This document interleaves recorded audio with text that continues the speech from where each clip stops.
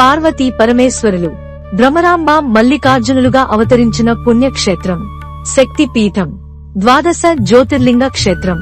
శ్రీశైలంలో శ్రీ శివాజీ స్ఫూర్తి కేంద్రంలో ఉన్నాము.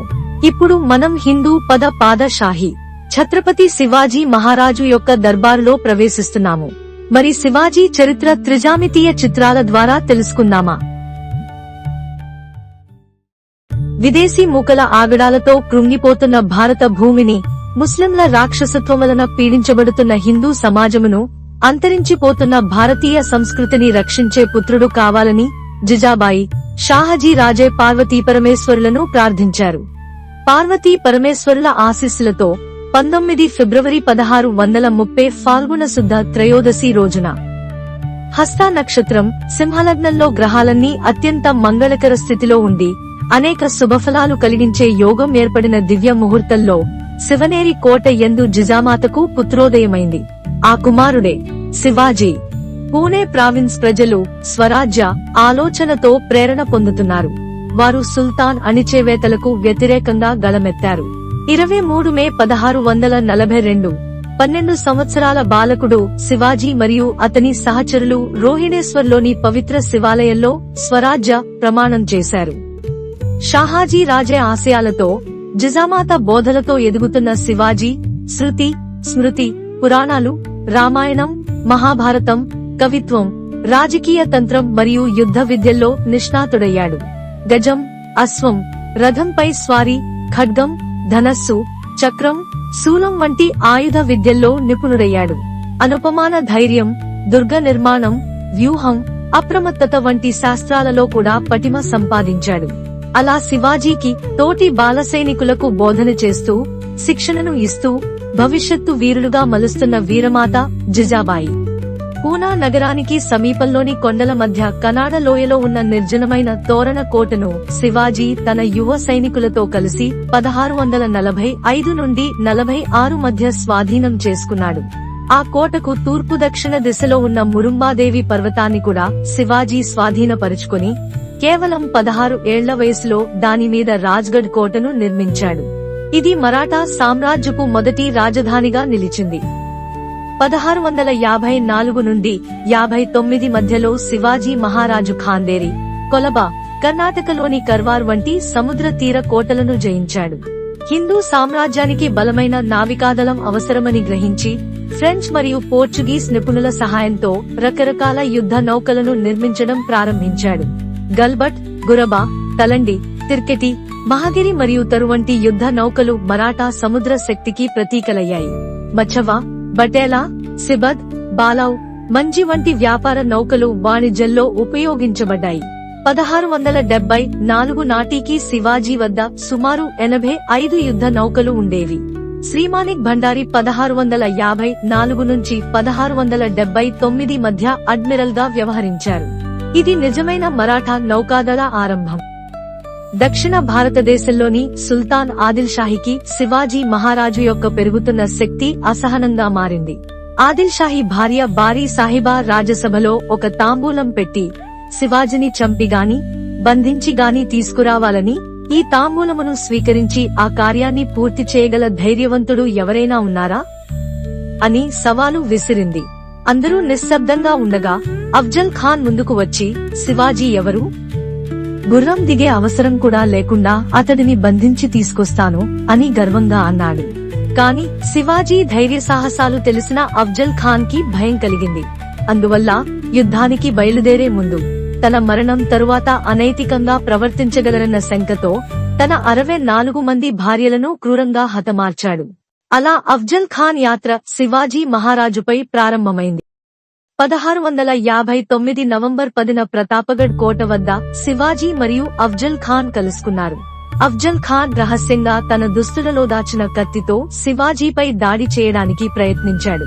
కానీ శివాజీ తన దుస్తులలో కవచం ధరించి ఉండటంతో ఆ దాడి నుంచి రక్షించబడ్డాడు. తరువాత తన శక్తివంతమైన పులి గోర్లు సహాయంతో శివాజీ అఫ్జల్ ఖాన్ పొత్తికడుపును చీల్చి చంపిపేశాడు. పన్హాల్ గఢ్ కోట ముట్టడి సమయంలో సిద్ది జోహర్ శివాజీ మహారాజు నివసిస్తున్న కోటను చుట్టుముట్టాడు. దాదాపు 4 నెలల పాటు శివాజీ కోటలోనే చిక్కుకుపోయాడు. ఒకరోజు రాత్రి కోట నుండి శివాజీ తప్పించుకుని విశాల్ గఢ్ వైపు బయలుదేరాడు. శివాజీ తప్పించుకున్న విషయం తెలుసుకున్న సిద్దిజోహర్ సైనికులు వెంటపడడం ప్రారంభించారు. పావనఖేండ్ అనే సన్నని పర్వత మార్గంలో శివాజీకి నమ్మకమైన సేనాధిపతి బాజీ ప్రభు దేశ్పాండే శత్రువులను అడ్డుకోవాలని నిర్ణయించాడు. కేవలం 200 మంది సైనికులతో బాజీ ప్రభు సిద్ది జోహర్ సైన్యానికి ఎదురు ధైర్యంగా యుద్ధం చేశాడు. చివరికి 13 జూలై 1660 శివాజీ మహారాజు సురక్షితంగా విశాలగఢ్ చేరే వరకు వీరోచితంగా పోరాడి బలిదానమయ్యాడు. ఔరంగజేబ్ ఢిల్లీలో సింహాసనాన్ని అధిష్ఠించి తన మేనమామ షైస్తఖాన్ని 1660లో 80,000 మంది సైనికులతో దక్కన్ సుబేదారుగా నియమించాడు. షైస్తఖాన్ పూనాలోని శివాజీ మహారాజు లాల్ మహల్లో నివసిస్తూ మరాఠా రాజ్యంపై దాడులు ప్రారంభించాడు. 5 ఏప్రిల్ 1663 రాత్రి శివాజీ మహారాజు 200 మంది వీరులతో కలిసి ఆ మహల్ పై వ్యూహాత్మకంగా దాడి చేశాడు. చిన్ననాటి నుంచి ఆ ప్రాసాదంలోని ప్రతి మూల తెలియడం వల్ల శివాజీ వేగంగా దాడి చేశాడు. షైస్తఖాన్ కుడి చేతి 3 వేళ్లు తెగిపోగా భయంతో 3 రోజుల్లోనే సైన్యంతో పూనా విడిచి పారిపోయాడు. ఈ విధంగా మరాఠా రాజ్యానికి ఉన్న ముఘల్ ప్రమాదం తొలగింది. శివాజీ మహారాజు వరుస విజయాలకు ప్రతీకారంగా ఔరంగజేబ్ తన 2 ప్రముఖ సేనాధిపతులైన మిర్జా రాజా జైసింగ్ మరియు దిలేర్ ఖాన్లను పురందర్ కోటను స్వాధీనం చేసుకునేందుకు దక్కన్ కి పంపాడు. అక్కడ మురార్ బాజీ మరాఠాలకు నాయకత్వం వహిస్తున్నారు. 1665 జూన్లో దిలేర్ ఖాన్ పురందర్ పై భారీ దాడి చేపట్టగా ముఘల్ సేన మరియు మరాఠాల మధ్య తీవ్రమైన యుద్ధం జరిగింది. మురార్ బాజీ యుద్ధోత్సాహాన్ని చూసిన దిలేర్ ఖాన్ అతన్ని ముఘల్ సేనలో చేరమని ప్రలోభపెట్టాడు. కానీ మురార్ బాజీ ఆ ప్రలోభానికి లొంగకుండా దిలేర్ ఖాన్ పై నేరుగా దాడి చేశాడు. ఆ సమయంలో మురార్ బాజీ మెడకి ఒక బాణం తగిలింది. 1665 జూన్లో మురార్ బాజీ మాతృభూమి కోసం తన ప్రాణాన్ని అర్పించి వీర మరణం పొందారు. శివాజీ మహారాజు ఔరంగజేబ్ ఆహ్వానం మేరకు 12 మే 1666న ఆగ్రాకు వెళ్లి ఆగ్రా ఎర్రకోటలోని దివానిఖాస్ లో ఆయనను కలిశారు. ఆ సమావేశంలో ఔరంగజేబ్ శివాజీ మహారాజును అవమానించగా కోపంతో శివాజీ మహారాజు సభను విడిచిపెట్టారు. దీనిపై ఆగ్రహించిన ఔరంగజేబ్ ఆయనను బంధించి చంపాలని కుట్ర పన్నాడు.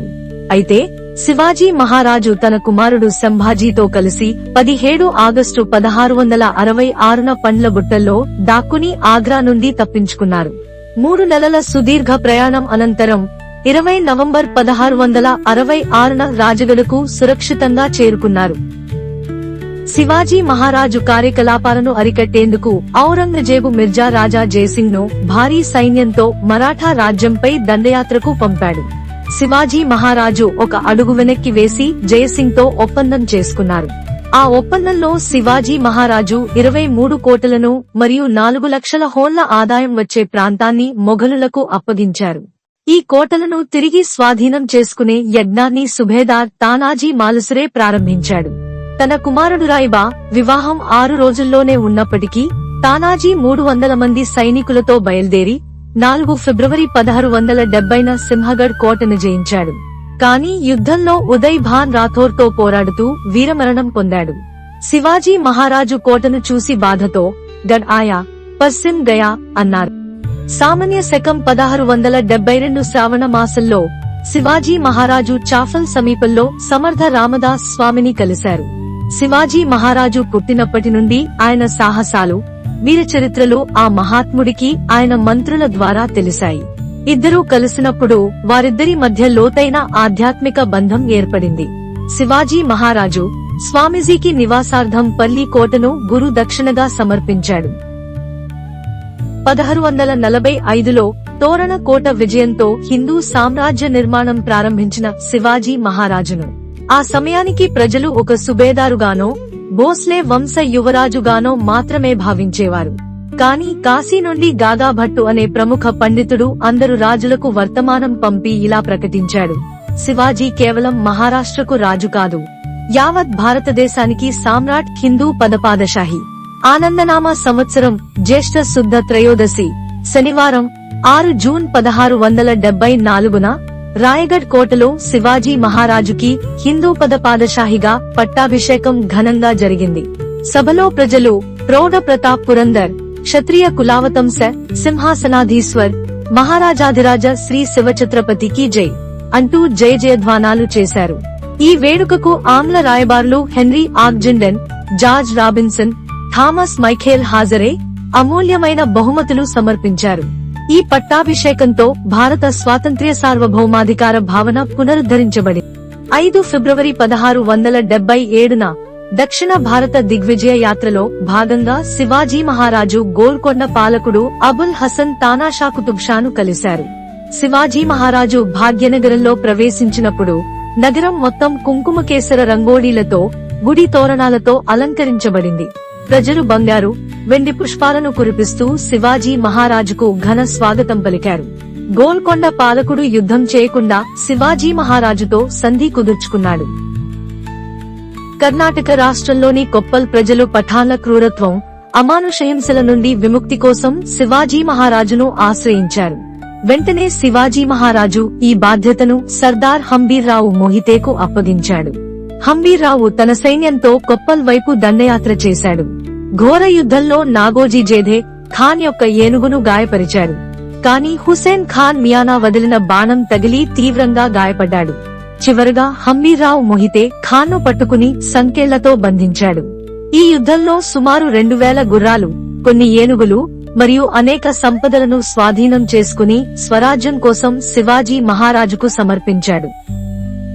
గోల్కొండ కోటలోని దాద్ మహల్ వద్ద శివాజీ మహారాజు మరియు అబుల్ హసన్ తానాషా కుతుబ్ షా పరస్పరం కలుసుకున్నారు. ఇద్దరు మహారాజులు ఒకరినొకరు ఆప్యాయంగా ఆలింగనం చేసుకున్నారు. కుతుబ్ షా శివాజీ మహారాజును తన పక్కన గౌరవప్రదంగా సింహాసనంపై కూర్చోబెట్టాడు. వారు దీర్ఘకాలిక చర్చలు జరిపి పరస్పరం విలువైన బహుమతులు ఇచ్చుకున్నారు. ఈ సందర్భంగా కుతుబ్ షాహీ దివాన్లు అక్కన్న, మాదన్న పింగళి హాజరయ్యారు. 19 ఫిబ్రవరి 1677న గోల్కొండ సందర్శన సమయంలో కుతుబ్ షా, తానాషా తన శక్తివంతమైన మదపుటేనుగుల క్రీడలను చూడమని శివాజీ మహారాజును ఆహ్వానించాడు. ఆ సమయంలో శివాజీ మహారాజు యొక్క వీర సేనాధిపతులలో ఒకరైన ఏసాజీకంగ్ కుతుబ్ షా యొక్క మదపుటేనుగుని ధైర్యంగా ఎదుర్కొన్నాడు. తన ఖడ్గంతో ఒక్క దెబ్బ కొట్టి ఆ ఏనుగు తొండాన్ని నరికేశాడు. భయంతో ఆ ఏనుగు పారిపోయింది. కుతుబ్ షా కూడా భయంతో వణికిపోయాడు. ఇంతటి అపారమైన వీరత్వం మరాఠా యోధులది. వారు ప్రతి ఒక్కరూ ఏనుగులవలే శక్తివంతులు, భయంకరులు. హైదరాబాద్ లో 1 నెల పాటు సమావేశాలు, ఆహ్వానాలు కొనసాగాయి. ఒక రోజు భక్త రామదాసు మేనమామ ప్రధాని మాదన్న వ్యక్తిగతంగా శివాజీ మహారాజును తన ఇంటికి భోజనానికి ఆహ్వానించాడు. శివాజీ మహారాజు ఆనందంగా ఆ ఆహ్వానాన్ని అంగీకరించి వెళ్లి భోజనం చేశాడు. మాదన్న మాతృమూర్తి భాగమ్మ స్వయంగా వంట చేశారు. భాగమ్మ, మాదన్న, అక్కన్న శివాజీ మహారాజుతో విపులంగా వివిధ అంశాలను చర్చించారు. శివాజీ మహారాజు ఏనుగులు, గుర్రాలు, దుస్తులు, ఆభరణాలను బహుమతులుగా అందించారు. శివాజీ మహారాజు 24 మార్చి 1677న శ్రీశైలంకు వచ్చి భ్రమరాంబ సమేత మల్లికార్జున స్వామిని దర్శించారు. శ్రీశైలం మల్లికార్జునుడు 12 జ్యోతిర్లింగాలలో ఒకటి. శివాజీ కృష్ణానది తీరంలో ఉన్న ఈ దేవాలయంలో 1 ఏప్రిల్ 1677 వరకు ఉండి తపస్సు, ధ్యానం చేశారు. ఈ సమయంలో దేవాలయానికి ఉత్తరద్వార గోపురం కూడా నిర్మించబడింది. దీనిని శివాజీ గోపురంగా పిలుస్తారు. శివాజీ మహారాజు 4 మే 1677న తిరుపతి బాలాజీని దర్శించుకున్నారు. శ్రీశైలం నుండి తిరుపతి, శ్రీకాళహస్తి మార్గంగా చేరి కాంజీవరం మీదుగా 9 మే 1677న జింజీ కోటకు చేరుకున్నారు. చంద్రగిరి, కృష్ణగిరి, రాజగిరి అనే 3 కోటల మాలికైన జింజికోటను నాసిర్ ఖాన్ ఆధిపత్యం నుండి శివాజీ మహారాజ్ 13 నుండి 19 మే 1677న జయించాడు. తదనంతరము ఆ ప్రాంతానికి పాలకుడైన తన పినతల్లి కుమారుడైన వెంకోజరాజేతో సంప్రదింపులు జరిపి తిరిగి తన రాజధాని రాయగఢ్ కి శివాజీ మహారాజ్ చేరిపోయాడు. 1690 నుండి 1698 వరకు హైందవ సామ్రాజ్యానికి కేంద్రంగా జింజీ కోట విరాజిల్లినది. మహోజ్వల ప్రేరణా స్థలిగా శ్రీ శివాజీ స్ఫూర్తి కేంద్రం విరాజిల్లుతోంది. ఈ మహాపుణ్యక్షేత్రానికి మహా హిందూ సామ్రాజ్య నిర్మాత ఛత్రపతి శివాజీ మహారాజు దక్షిణ దిగ్విజయ యాత్రలో వేంచేసి అమ్మవారి ధ్యానంలో మునిగిపోయాడు. అమ్మ అనుగ్రహించింది, కర్తవ్య బోధ చేసింది. ఇదిగో ఇదే ఆ పవిత్ర స్థలం, ధ్యాన మందిరం. ఈ నేలనే నాగ జాతి 340 ఏళ్ల పాటు పరుల పాలు కాకుండా కాపాడుకుంటూ వచ్చింది. జై భవానీ. వీర శివాజీ.